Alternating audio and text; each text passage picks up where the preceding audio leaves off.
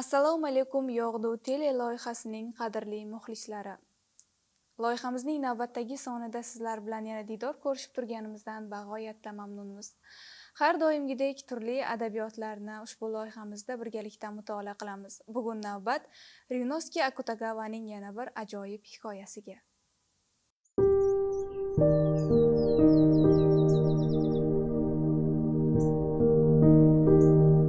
O'rgimchak uyasining tolasi.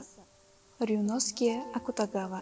Kunlarning birida Budda jannat hovuzining bo'yida tanho kezib yurardi. Hovuz yuzasi marvaritdek oq nilufarlar bilan qoplangan. Ularning gul kosalaridan chor atrofga zarif va muattar bo'y taralar edi. Jannatda tong pallasi edi. Xayollar og'ushiga cho'mgan Budda to'xtadi-yu, ko'zi birdan nilufar gullarining enli yaproqlari aro jilvalanayotgan suv oynasiga tushdi. Nilufar hovuzining tubida g'alati manzara namoyon edi. Jannat hovuzining chuqurligi do'zaxgacha borib yetgandi. Shaffof suvda Igna tog'i va Sanzu daryosi xuddi Zarrabin ko'zidagidek yaqqol, ochiq oydin ko'rinib turardi. Tubsiz do'zax osiy bandalar bilan to'lib toshgandi. Buddaning nigohi Kandata ismli bir osiyga tushdi. Kandata ashaddiy qaroqchilardan edi. Qarangki, juda ko'plab qabihliklar qilgan, o'ldirgan, talagan, odamlarning xonumonini kuydirgan bu bandaning nomai a'molida ham bittagina xayrli ish bor ekan. Kunlardan bir kun Kandata o'rmon oralab yurganida so'qmoq ustida pildirab ketayotgan o'rgimchakka ko'zi tushadi. Kandata uni bosish uchun oyog'ini ko'taradi-yu, o'ylanib qoladi. Yo'q. Kichik bo'lsa ham baribir tirik jonzot-ku. Bekordan bekorga o'ldirib savob topmayman. O'rgimchakka tegmaydi. Do'zax tasvirlarini tomosha qilarkan, Budda qaroqchi Kandataning o'rgimchakka rahm qilganini eslab, ilojini topsa birgina shu xayrli ish uchun bu osiy bandani do'zax changalidan qutqarmoqchi bo'ldi.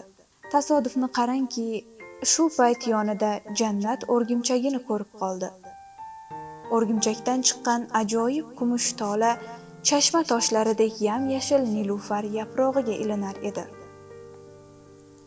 Budda ehtiyotkorlik bilan tolani qo'liga olib, uning bir uchini marvaritdek oq nilufarlar orasidan suvga tushirdi.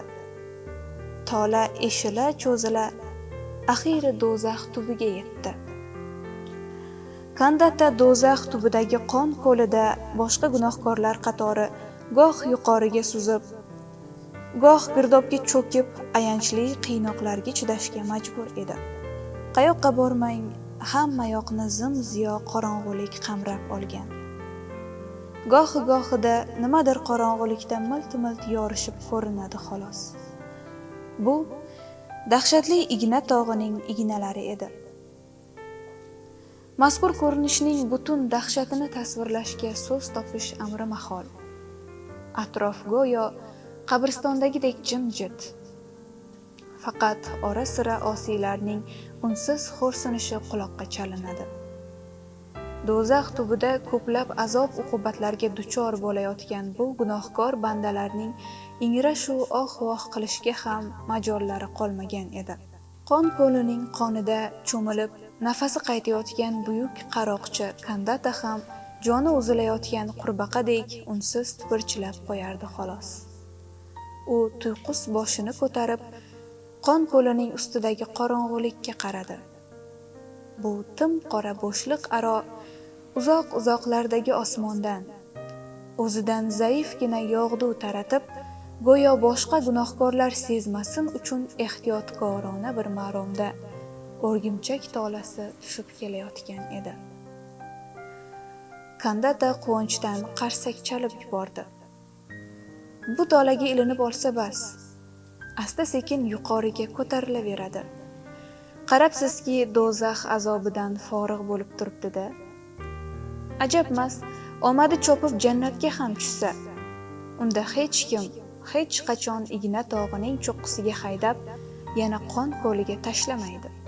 Shu umid yuragiga o't yoqib, o'rgimchak uyasining tolasiga ikki qo'li bilan qattiq yopishib olib, bor kuchi bilan tepaga tirmasha boshladi. Pixini yorgan o'g'ri uchun bu oppa oson ish edi. Ammo jahannamdan jannat makonigacha ming-minglab masofa bor.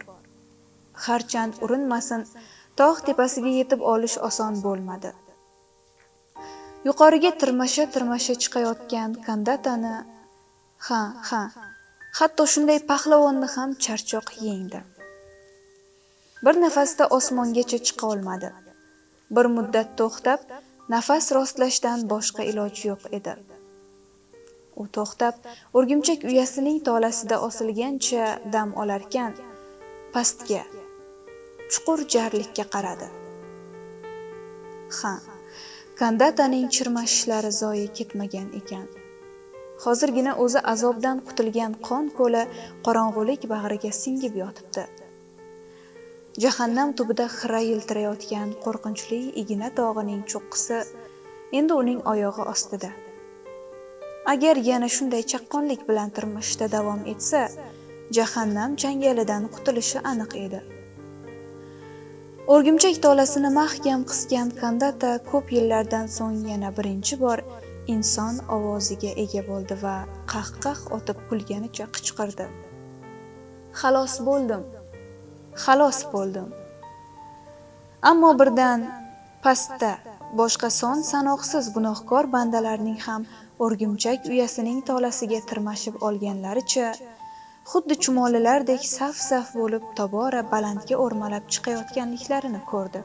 Bu manzaradan qo'rquv va hayratga tushgan kandataning ko'z soqqalari o'ynab, merovlarcha katta ochilgan og'zi yopilmay qoldi.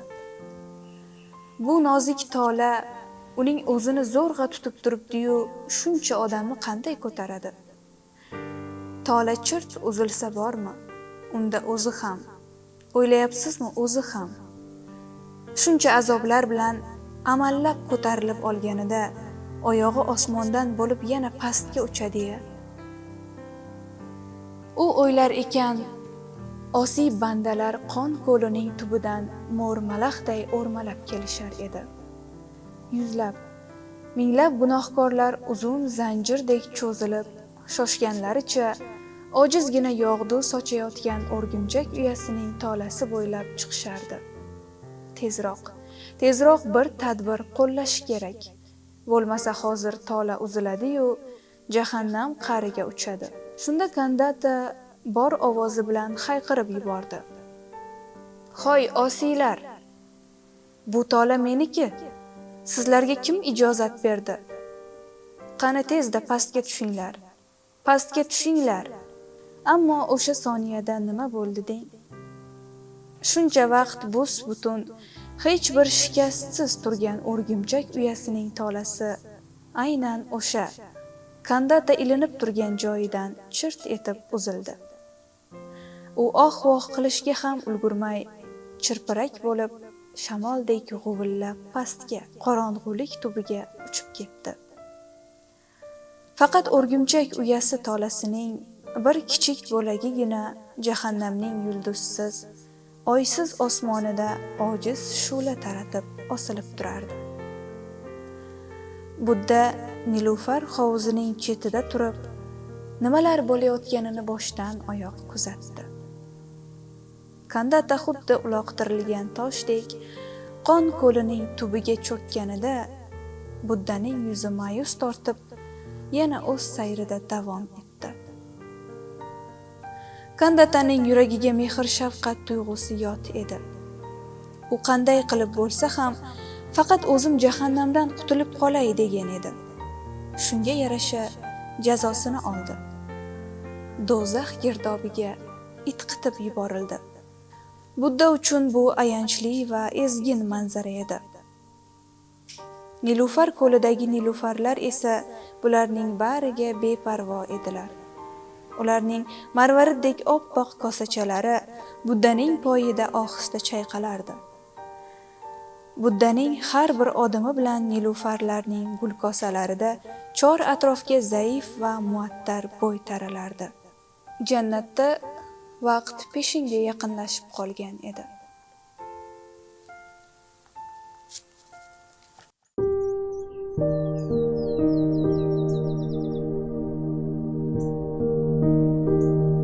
Menimcha, har bir insonning umri davomida qilgan yaxshi va yomon amallarni sarhisob qilishiga undaydigan hikoya. Har bir so'z, har bir satr qalbingizga yog'du bo'lsin. Bizdan uzoqlashmang azizlar. Xayr, salomat bo'ling.